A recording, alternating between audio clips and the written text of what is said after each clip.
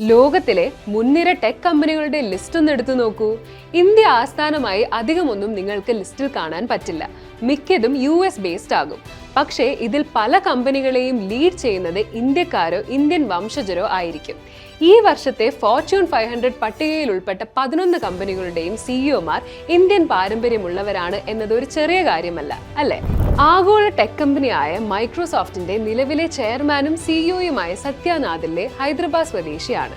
2014 കമ്പനിയുടെ ചരിത്രത്തിലെ 3ാമത്തെ സിഇഒ ആയി അദ്ദേഹം ചുമതലയേൽക്കുന്നത്.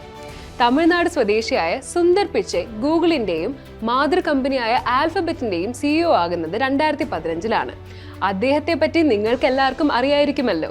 2007 മുതൽ അമേരിക്കൻ കമ്പ്യൂട്ടർ സോഫ്റ്റ്വെയർ കമ്പനിയായ അഡോബിയുടെ ചെയർമാൻ ആൻഡ് സിഇഒ പൊസിഷൻ വഹിക്കുന്നത് ഹൈദരാബാദ് സ്വദേശിയായ ശന്തനു നാരായൺ ആണ്.